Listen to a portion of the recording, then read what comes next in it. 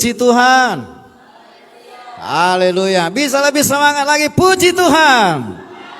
Haleluya. Ini baru anak muda. Saya dulu pernah muda. Jadi saya percaya masa muda itu adalah masa yang paling indah kata lagu ya. Masa-masa SMA itu adalah masa-masa yang paling indah, ya kan? Siapa yang SMA di sini? SMA.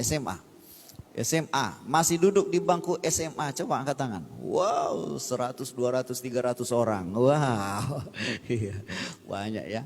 Yang sudah kuliah, ayo yang sudah kuliah angkat tangan. Wow, iya, udah kuliah, iya. Kupikir tadi masih SMP, tapi ternyata udah kuliah. Jadi nggak boleh dilihat dari bentuknya, rupanya sudah kuliah ya. Siapa yang sudah kerja? Oh, haleluya. Ini para pengusaha ini, ya, pengusaha besar. Haleluya. Iya, termasuk abang kita yang di belakang itu udah kerja dia, ya. Puji Tuhan. Siapa yang mau sedang mencari jodoh? Angkat tangan. Ada? Enggak ada ya. Yang masih jomblo, ayo angkat tangan, ayo. Jangan malu-malu, angkat tangan.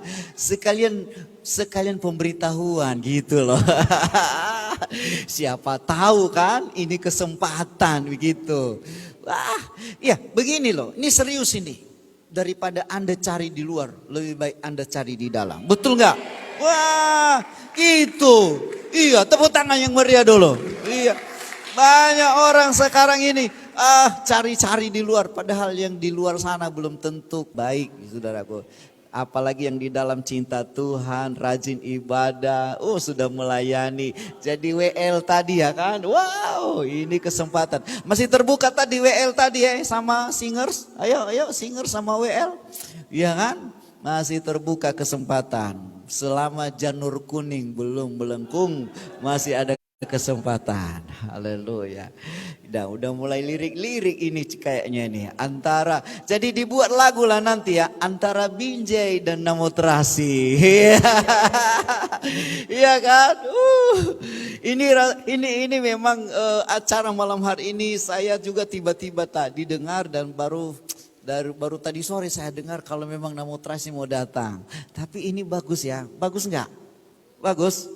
Nanti minggu depan kita ke Namotrasi, setuju? Namotrasi siap-siap juga ya, menghimpun muda-mudinya, kita sama-sama beribadah kepada Tuhan. Yang dari pemulihan mau ke Namotrasi minggu depan? Yang mau coba angkat tangan. Oke. Ada yang nggak angkat tangan, nggak yakin aku. Sekali lagi angkat tangan. Martinus belum angkat tangan. Kayaknya ragu-ragu dia. Oke ya, baik. Sudah cukup dulu bercandanya. Kita dengar firman Tuhan. Mau dengar firman Tuhan? Oke, kita buka bersama-sama Lukas pasal yang ke-5. Kita datang malam hari ini bukan hanya sekedar senang-senang, tapi di samping itu kita mau belajar firman Tuhan. Haleluya. Kita lihat firman Tuhan Lukas 5 ayat 1 sampai ayatnya yang ke-11. Kita baca sama-sama ya, bergantian. Mulai ayat pertama. Saya baca ayat pertama dan sama-sama semua nanti akan baca ayat yang kedua.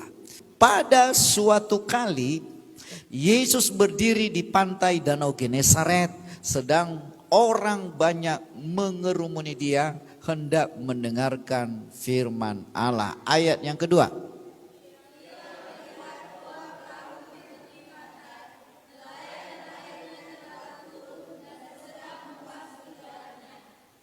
Ia naik ke dalam suatu perahu. Satu perahu itu yaitu perahu Simon, dan menyuruh dia supaya menolakkan perahunya sedikit jauh lebih dari pantai. Lalu ia duduk dan mengajar orang banyak dari dalam perahu. Ayatnya keempat.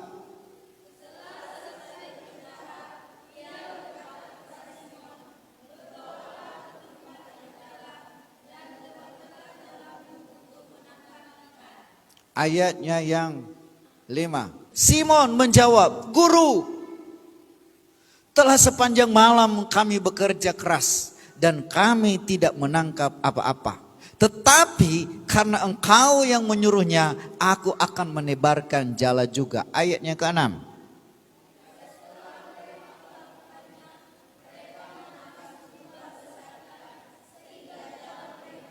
Lalu mereka memberi isyarat kepada teman-teman di perahu yang lain supaya mereka datang membantunya. Dan mereka itu datang, lalu mereka bersama-sama mengisi kedua perahu itu dengan ikan hingga hampir tenggelam. Ayat 8.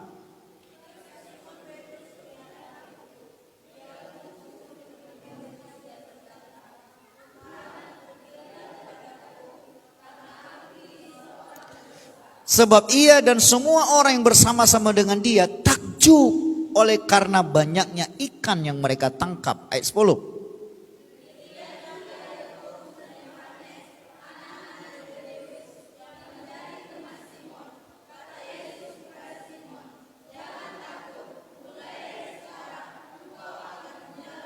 Sama-sama. Dan sesudah mereka menghela perahu-perahunya ke darat, mereka pun meninggalkan segala sesuatu lalu mengikut Yesus. Katakan amin. Haleluya, haleluya, puji Tuhan. Nah, saudara yang dikasihi oleh Tuhan, saya coba mengajak kita melihat firman Tuhan ini dalam pasal 5 ayat 1 sampai 11 ini dengan judul mengubah gagal menjadi sukses. Sekali lagi, mengubah gagal menjadi sukses. Katakan amin. Siapa yang pernah gagal di sini? Pernah gagal, usaha gagal, hubungan gagal, mungkin pernah tinggal kelas, atau mungkin pernah banyak masalah, gagal dan gagal dan gagal. Nah, orang pada umumnya saudaraku, gagal itu merupakan satu hal yang ditakuti orang.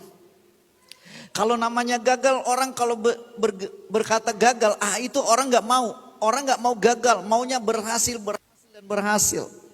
Tapi dengar baik, kegagalan bukanlah sesuatu yang ditakuti. Bilang sama-sama, kegagalan bukan sesuatu yang ditakuti. Karena kegagalan itu adalah kemenangan yang tertunda, kesuksesan yang tertunda. Hari ini gagal, besok belum tentu gagal. Amin. Nah, kita melihat di sini bagaimana Yesus mengubah gagal menjadi sukses. Kalau kita melihat latar belakang ini dulu ya, Yesus berdiri di pantai. Ngapain dia di pantai? Dia sedang melihat, ya, dikatakan orang banyak mengerumuni dia.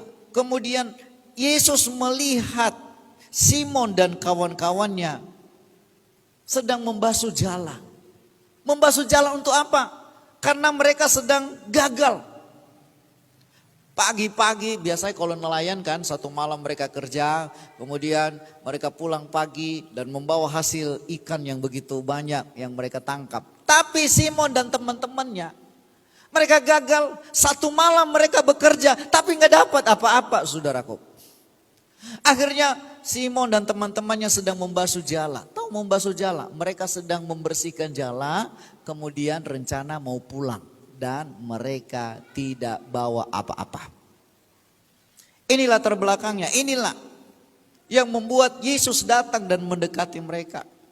Nelayan-nelayan ini saudaraku sudah ahli di bidang ini. Tetapi kali ini Simon dan teman-temannya gagal. Bayangkan saudaraku, gagal itu satu malam mereka kerja, gak dapat ikan apa-apa.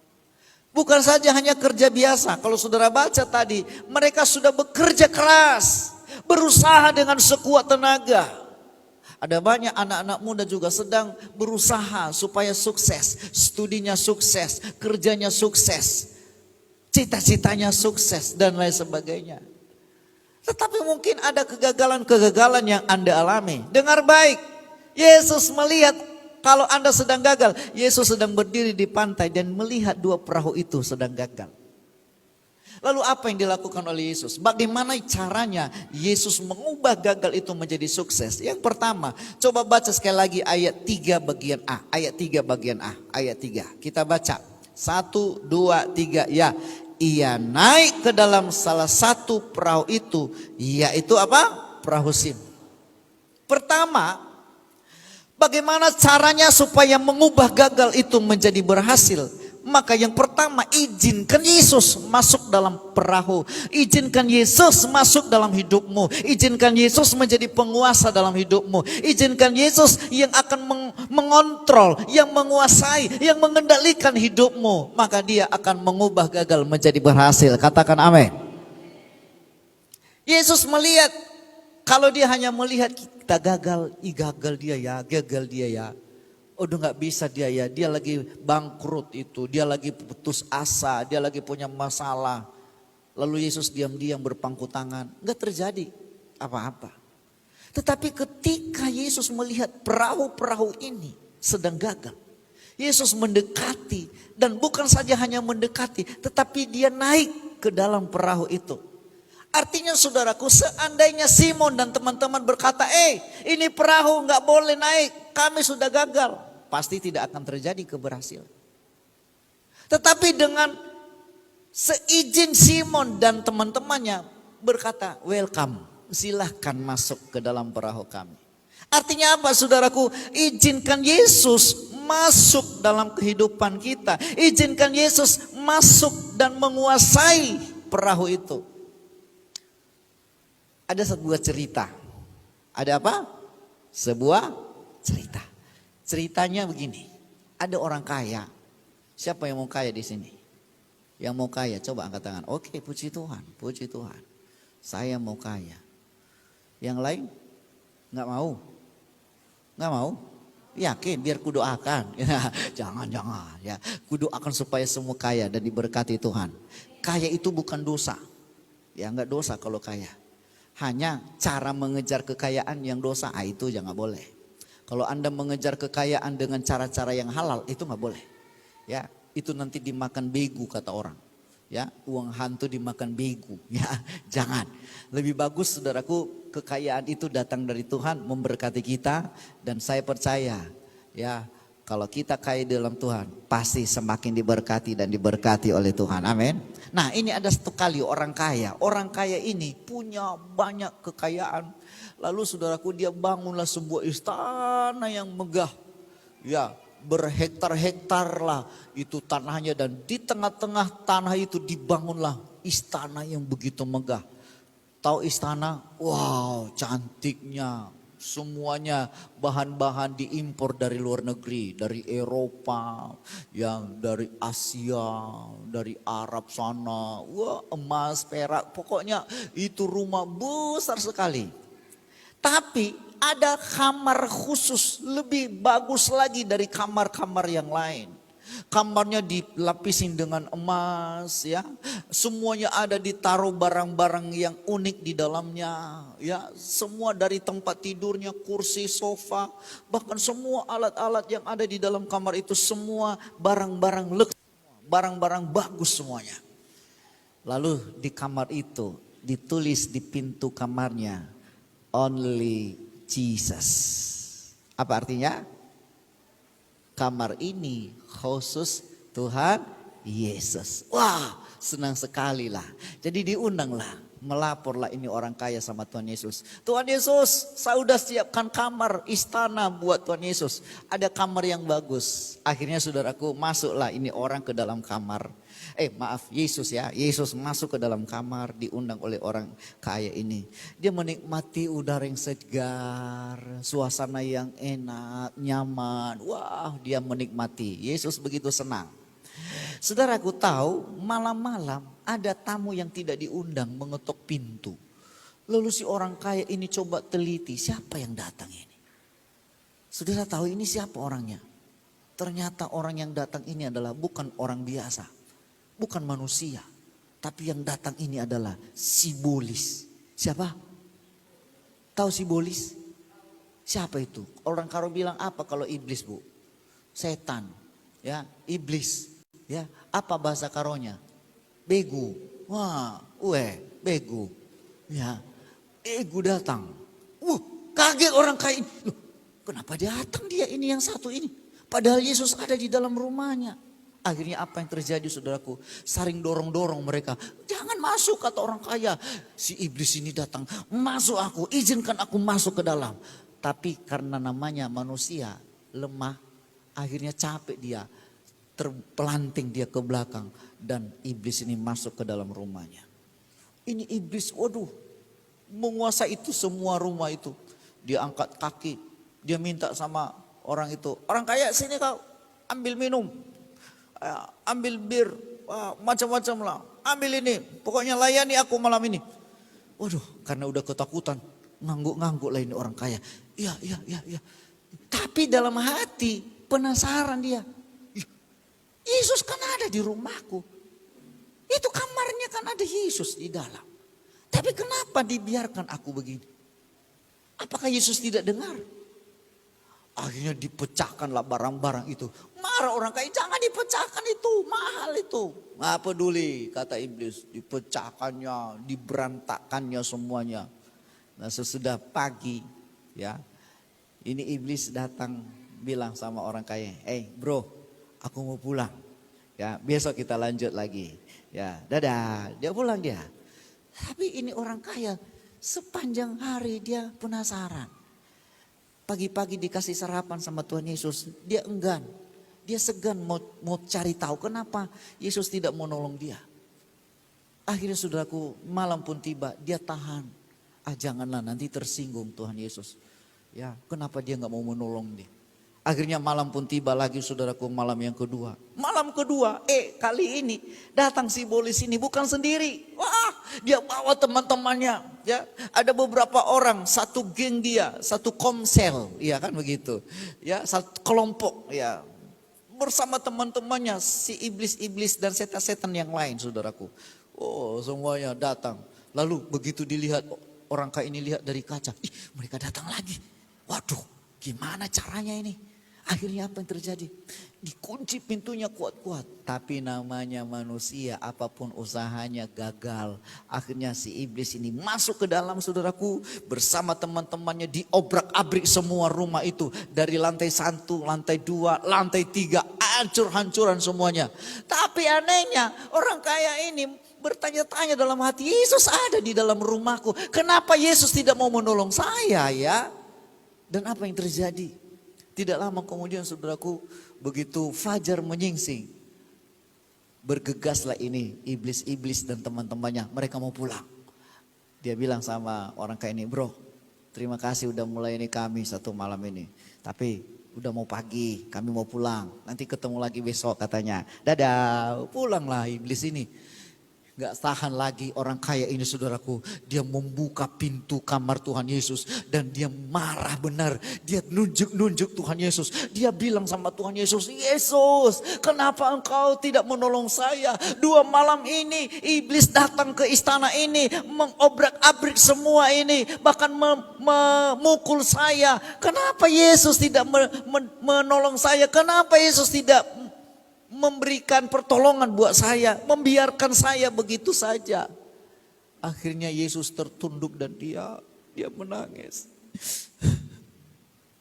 Mendengar keluhan itu saudaraku, Yesus nggak tahan hatinya. Dia bilang begini, anakku, apalah yang bisa aku lakukan anakku? Aku dengarnya semuanya itu. Aku tahu ada iblis di rumah. Aku tahu iblis ada di dalam istana ini.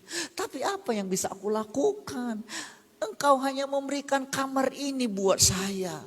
Kalau engkau tadi berkata seluruh istana ini aku punya, maka aku yang berkuasa. Tetapi kamu hanya memberikan kamar sebegini besarnya buat saya. Seandainya iblis datang tadi ke kamar ini, maka aku akan melawan dia, mengusir dia. Tapi apalah dayaku anakku, engkau hanya memberikan kamar ini buat saya. Mendengar itu saudaraku, orang kaya ini langsung tersungkur di bawah kaki Yesus dan dia peluk kaki Yesus. Dia berkata begini, Yesus ampuni saya. Mulai saat ini bukan hanya kamar ini kuserahkan kepada Yesus, tetapi seluruh istanaku ini kuserahkan kepada Tuhan. Maka bukan hanya istana, semua tanah saya, kekayaan saya, usaha saya, semua keluarga saya serahkan sepenuhnya kepada Tuhan. Sudah tahu apa yang terjadi? Apakah masih datang iblisnya? Halo, masih datang iblisnya? Masih. Besok malam diketuk lagi. Kali ini bukan hanya satu kelompok, tapi kali ini satu kombi. Wow, satu batalion datang mereka. Ya, mereka datang ke rumah orang kaya ini. Melihat itu mereka masih di gerbang sana, satu batalion. Mereka sedang turun mempersiapkan senjata dan segala macam. Mereka mau ya menyerang istana orang kaya ini. Begitu sampai di pintu gerbang, Yesus hanya batuk dari kamar. Terasa sampai di pintu gerbang. Iblis langsung lari terbirit-birit. Kenapa? Mereka takut karena semua itu sudah diserahkan kepada Yesus. Katakan amin. Tepuk tangan bagi Tuhan Yesus. Kalau Anda sudah menyerahkan kepada Tuhan, maka Tuhan akan berkuasa atas itu. Tuhan hanya mampu berkuasa sebatas seberapa banyak yang Anda serahkan kepadanya. Kalau Anda hanya menyerahkan kamar, maka itu hanya berkuasa di kamar itu saja. Kalau engkau hanya menyerahkan tanganmu kepada Tuhan, maka Tuhan hanya berkuasa atas apa yang Anda serahkan kepadanya. Kalau engkau menyerahkan masa depanmu kepada Tuhan, maka Dia akan berkuasa atas masa depanmu. Kalau engkau menyerahkan seluruh hidupmu kepada Tuhan, maka Dia berkuasa atas seluruh hidup saudara. Katakan amin. Bagaimana bisa Tuhan bekerja kalau hanya Dia bekerja? Kalau Dia hanya diserahkan satu kamar saja. Artinya apa saudaraku? Dalam hidup ini jangan hanya menyerahkan kepada Tuhan separuh-separuh. Ada orang mengikut Tuhan setengah-setengah. Setengah iblis dan setengah melayani Tuhan. Dengar baik. Anda akan kecewa. Ya, Anda akan kecewa nanti. Tetapi kalau engkau mengikut Tuhan dengan sungguh-sungguh, jangan separuh-separuh. Melayani Tuhan jangan setengah-setengah. Serahkan semuanya kepada Tuhan. Kenapa? Karena Tuhan akan bekerja sebatas apa yang kita serahkan kepadanya. Talentamu serahkan kepada Tuhan. Waktumu kasih kepada Tuhan. Masa depanmu serahkan kepada Tuhan. Artinya apa? Serahkan semuanya. Jangan setengah-setengah. Di dalam ayat ini izinkan Yesus masuk. Masuk Dia memang, tapi Dia gak berkuasa. Kenapa? Karena hanya separuh. Jangan-jangan engkau hanya berkata, tanganku kerja buat Tuhan. Terus mulutku memuji namanya. Terus kakiku berjalan cari jiwa. Dengar baik, tubuh kita ini semuanya adalah karena kasih karunia Tuhan. Satu hari dari pagi kami ibadah di sini. Tadi jam 10. Kemudian lanjut jam 2 tadi. Ya. Kemudian tadi ada kunjungan. Itu satu hari ini gak ada berhentinya, gak ada istirahat. Tapi kalau saya bisa sehat, bisa ada sampai hari ini, saya percaya ini bukan kekuatan saya lagi. Tapi ini adalah kekuatan dari Tuhan.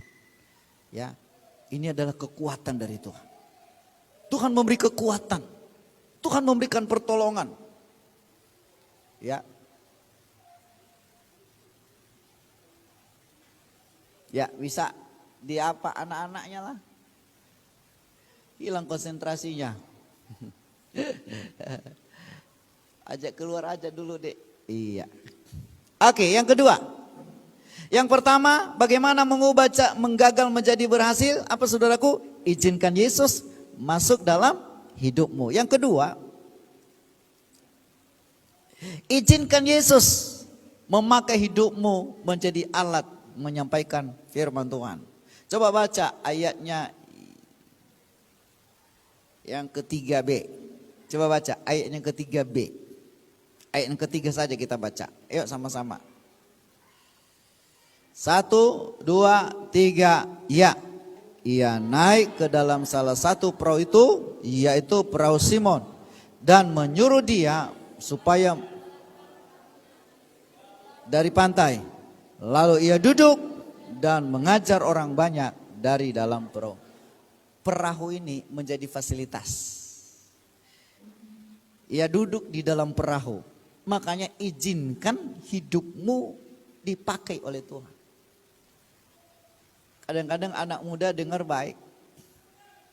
Usia muda ini izinkan Tuhan memakai hidup saudara. Katakan amin. Kenapa? Karena di masa muda-muda seperti ini masih jaya-jayanya, masih semangat, masih energi. Nanti kalau udah tua, udah mendekati 60 tahun, udahlah. Nggak mungkin lagi kau berkata, ya kalau udah 70 tahun, oh Tuhan pakailah hidupku. Nggak bisa lagi, walaupun Tuhan bisa pakai, tapi sudah dibatasi. Makan obat lah, dibatasi oleh kekuatannya lah. Selagi masih muda seperti ini layani Tuhan, izinkan Tuhan memakai saudara. Izinkan Tuhan memperlengkapi saudara menjadi alat bagi Tuhan. Nggak semua harus jadi pendeta, harus jadi hamba Tuhan, enggak. Tapi minimal Anda terlibat dalam pelayanan pekerjaan Tuhan. Minimal di gereja kita Anda berfungsi, bermanfaat, ada sesuatu yang berdampak. Jangan hanya jadi pelengkap. Ada gereja saudaraku, anak-anak muda, orang-orang Kristen. Dia datang ke gereja, duduk. Habis duduk, doa. Kemudian dengar firman Tuhan. Habis dengar firman Tuhan, dia yang berikutnya ya durung-durung, ya kan? Durung-durung tahu? Ya kolektor. Habis durung-durung apa lagi? Jadi berapa D itu? Datang, duduk, diam, doa, dengar firman, baru apa lagi? Durung-durung, dadah. Ada 7D. Setiap minggu begitu terus. Gak peduli dengan orang lain, gak peduli dengan pelayanan. Yang penting dia duduk, datang, kemudian pulang. Buru-buru pun pulangnya. Kalau datang terlambat. Mau jadi apa kalau hanya seperti itu? Menjadi Kristen, menjadi pengikut Kristus sudah gak ada fungsinya. Padahal Tuhan berkata, jadilah garam, jadilah terang. Terang itu apa? Mempengaruhi yang lain. Garam itu apa? Mempengaruhi yang lain. Coba kalau garam gak ada, gak bisa ada pengaruh. Gak enak rasanya makanan kalau gak ada garam. Tapi dengan ada garam itu akan mempengaruhi. Ya, mempengaruhi. Pengaruh itu garam, pengaruh itu terang. Ya, jadilah terang. Bawa jiwa datang kepada Tuhan. Jangan hanya sekedar jadi anak muda jadi asal ditanya, kamu agama apa? Kristen. Dengar baik, kau taruh pun salib di depanmu ini besar-besar. Kau pakai kalung besar salib, mungkin sebesar itu salibnya. Kau gantung di sini jadi kalung. Kemana-mana kau bawa Alkitab. Ya, gak ada gunanya itu semuanya. Kau tulis di sini, aku orang Kristen, I am Christian.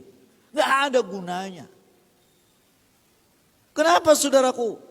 Karena yang paling penting bagi Tuhan bukan lambang-lambang itu, tetapi bagaimana Anda bisa hidup menjadi orang Kristen yang punya pengaruh dan memberkati orang lain. Katakan amin.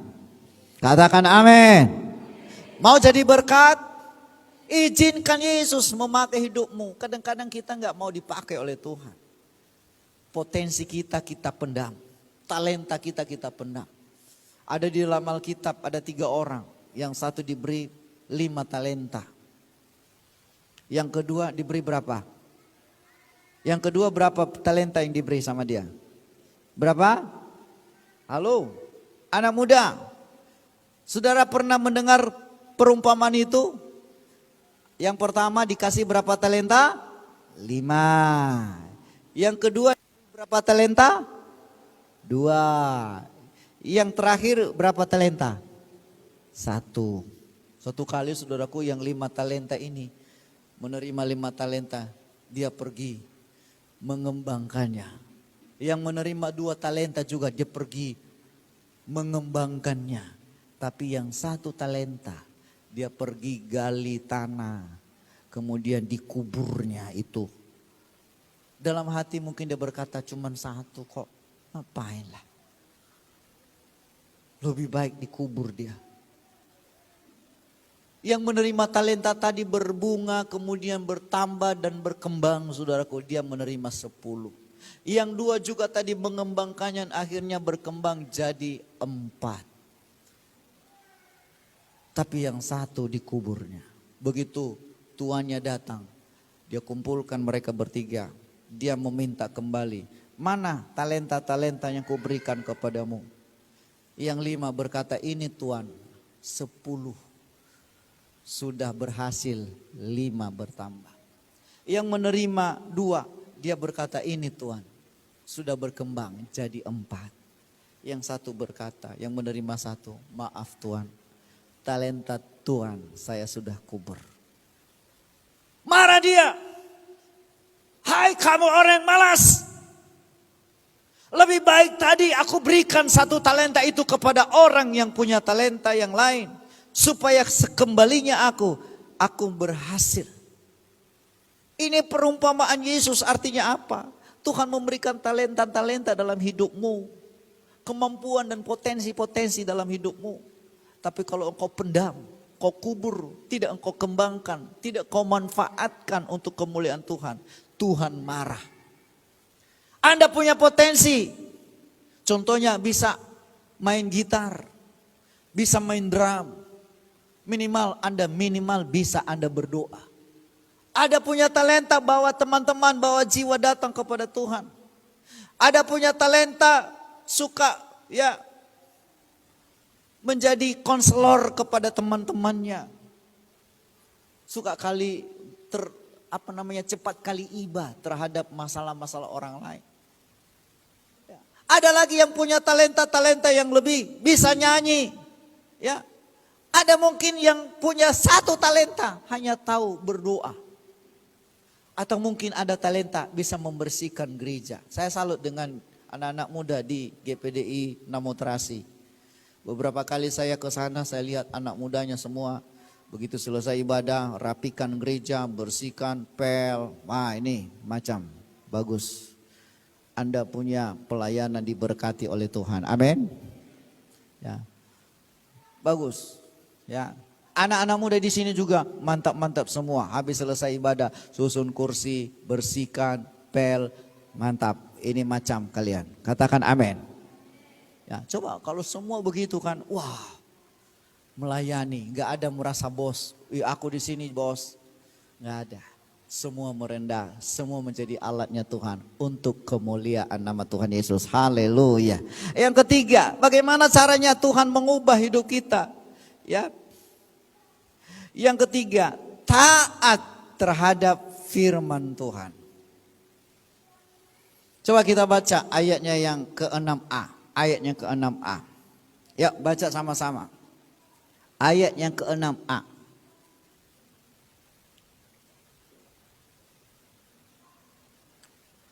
Sama-sama baca. 1, 2, 3, ya.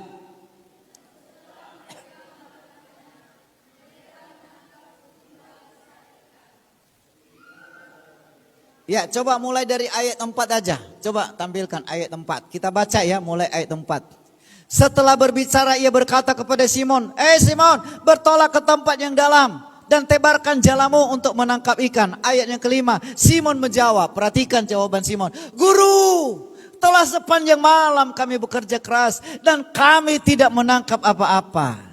Tetapi, dengar baik-baik, tetapi karena engkau yang menyuruhnya, maka aku menebarkan jala juga. Sambil ngomong begitu dia tebarkan jala. Ayatnya ke-6, perhatikan ayat ke-6. Dan setelah mereka melakukannya, setelah menebarkan jala, akhirnya apa yang terjadi saudaraku? Mereka menangkap sejumlah besar ikan. Bukan hanya biasa-biasa. Dikatakan di sini sehingga hampir apa? Hampir apa? Tenggelam. Penuh ikan. Perahu itu dengan ikan-ikan saudaraku. Wow. Luar biasa kekayaan yang mereka peroleh. Kunci mujizat. Seandainya tadi Simon berbantah kepada Yesus. Yesus, sudah 1 malam loh kami kerja. Masa engkau ngajarin aku? Yesus ini kan anak tukang kayu. Masa kami nelayan-nelayan kau ajarin? Ini daerah kami, ini laut ini, danau ini adalah area kerja kami ini. Kami tahu kapan ada ikan, kapan gak ada ikan. 1 malam kami bekerja. Udahlah, tenang aja, udahlah kami ya taunya kalau ada ikan. 1 malam kami kerja gak ada ikan loh. Seandainya Simon berbantah dan tidak melakukan, maka tidak akan ada mujizat. Tapi apa yang terjadi setelah mereka melakukannya, setelah mereka mentaatinya, apa yang terjadi saudaraku? Alkitab mengatakan mereka menangkap sejumlah besar ikan. Dijawab dong, ya capek aku tapi nggak dijawab. Sejumlah besar ikan. kayak nggak ada orang di sini. Iya kan? Nah, ketika mereka melakukannya, mereka menangkap sejumlah besar ikan. Kunci mujizat ada ketika kita mentaati firman Tuhan.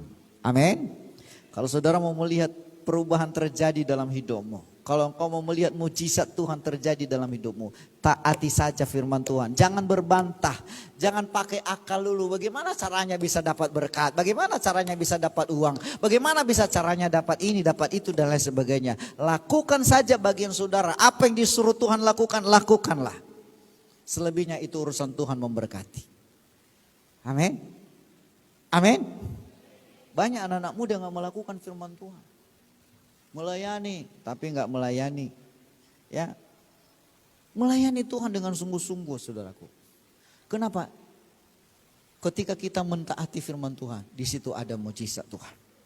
Dalam Alkitab ada banyak, ya. Ketika kita melakukan firman, maka di situ ada mujizat. Satu kali Yesus menyuruh pembantu-pembantu atau pelayan-pelayan di pesta di Kana. Yesus bilang sama pembantu-pembantunya itu atau pelayan-pelayan, kalau sama kita parhobas. Kalau di Karo apa namanya itu? Parhobas. Apa namanya? Buru. Ya, apa namanya? Kalau yang bekerja di dapur, anak beru. Iya, anak beru. Ini anak beru datang.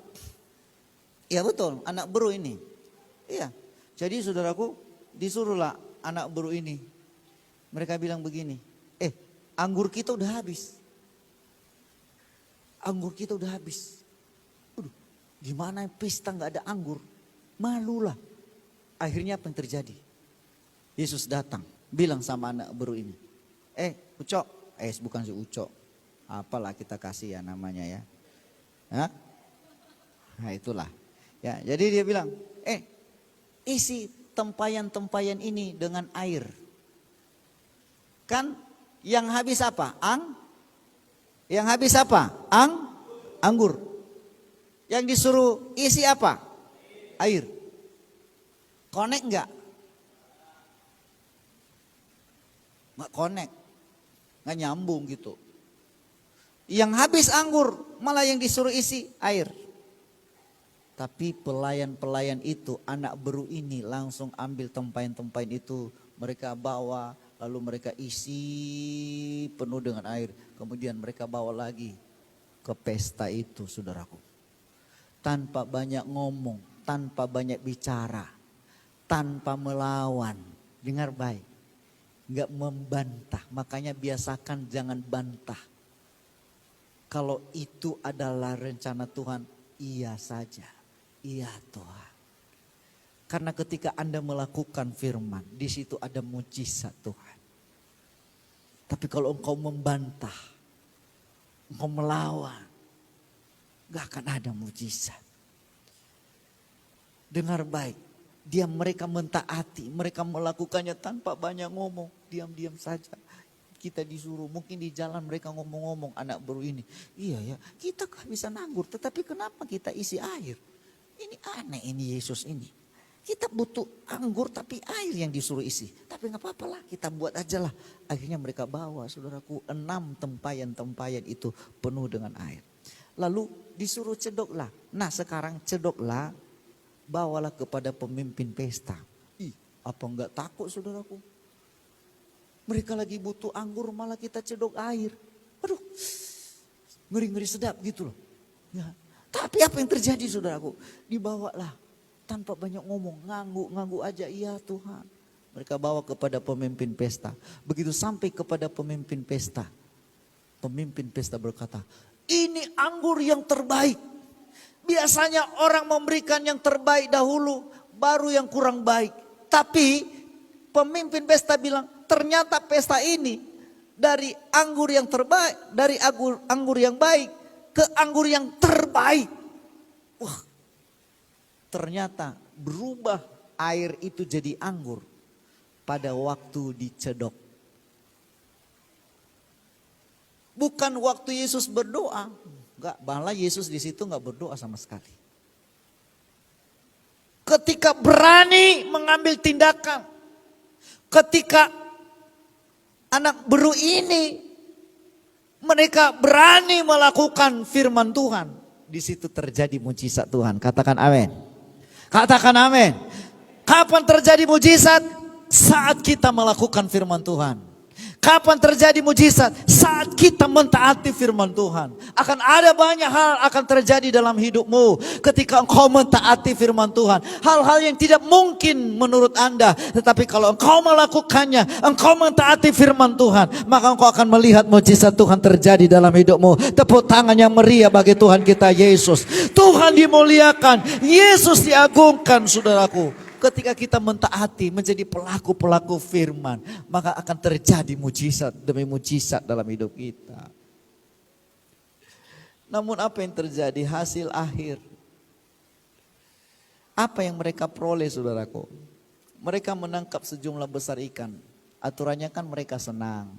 Wah, puji Tuhan ya. Satu malam kita bekerja gak dapat, tapi ternyata wah, ini penuh dengan ikan. Ikan itu penuh di perahu Simon dan dia panggil si Yakobus. Yakobus, Yohanes, sini isi perahumu juga.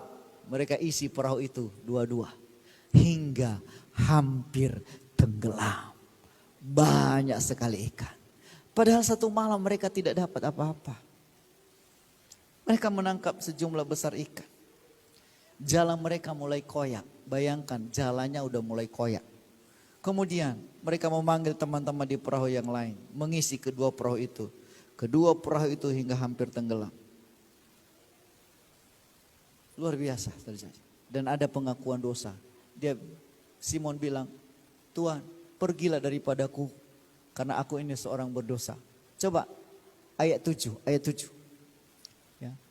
Lalu mereka memberi isyarat kepada teman-temannya di perahu yang lain supaya mereka datang membantunya. Dan mereka itu datang, lalu mereka bersama-sama mengisi kedua perahu itu dengan ikan hingga hampir tenggelam. Waduh, ini banyak sekali. Ayat yang ke-8. Coba ayat yang ke-8. Sama-sama. 1, 2, 3 ya. Ketika Simon Petrus melihat hal itu, ia pun apa? Tersungkur di depan Yesus dan berkata, apa katanya? Tuhan, pergilah daripadaku. Karena apa? Aku seorang berdosa. Luar biasa, saudaraku.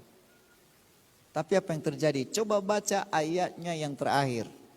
Ayat 11.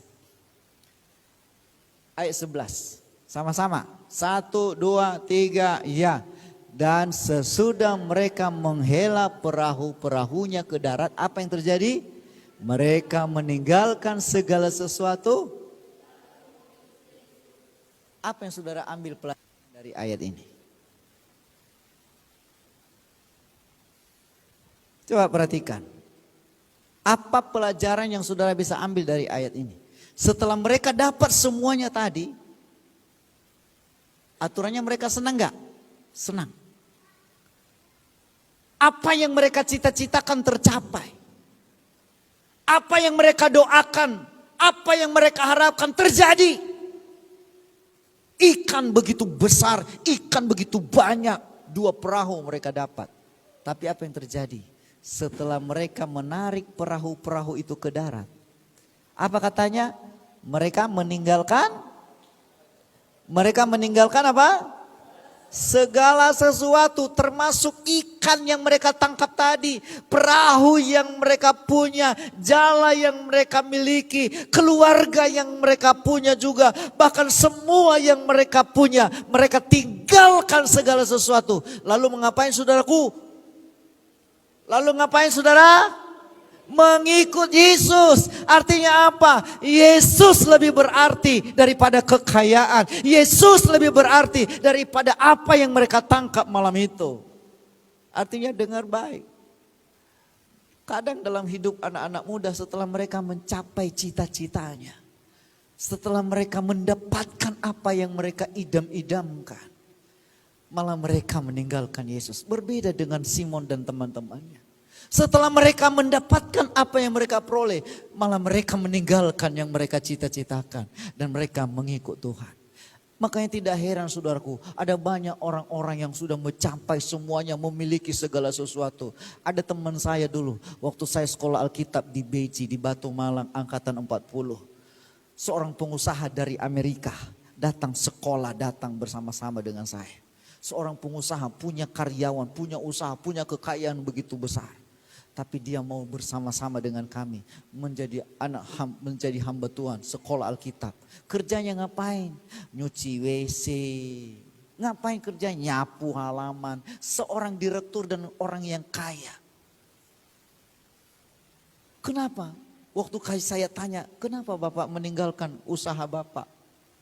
Dia bilang apa? Melayani Tuhan adalah pekerjaan yang sangat mulia. Dia anggap sampah semuanya itu. Makanya Paulus pernah berkata, semua yang kuperoleh, semua yang kumiliki itu adalah sampah dan tidak ada gunanya dibanding dengan Kristus. Demikianlah orang-orang ini juga saudaraku, ketika mereka memperoleh segala sesuatu, mereka tidak bangga dengan apa yang mereka dapatkan. Dengar baik, Anda pun berhasil dalam hidupmu, jangan bangga. Anda akan tinggalkan semuanya itu. Apakah engkau kuliah, engkau punya kekayaan, engkau punya pekerjaan yang menjanjikan.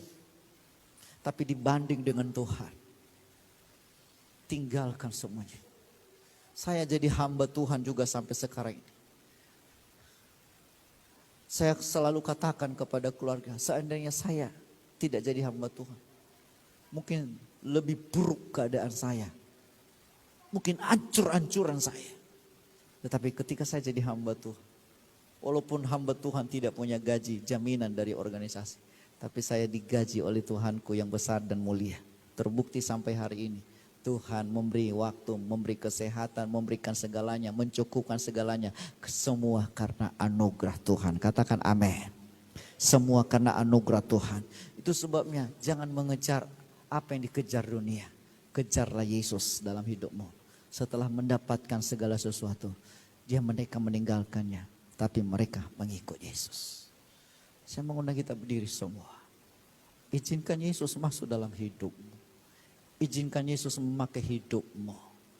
Dan taati firman Tuhan. Sebab tidak ada yang mustahil bagi Tuhan. Tuhan sanggup menolong. Tuhan sanggup melakukan perkara-perkara yang besar. Asal engkau mentaati firman Tuhan. Haleluya, haleluya, haleluya.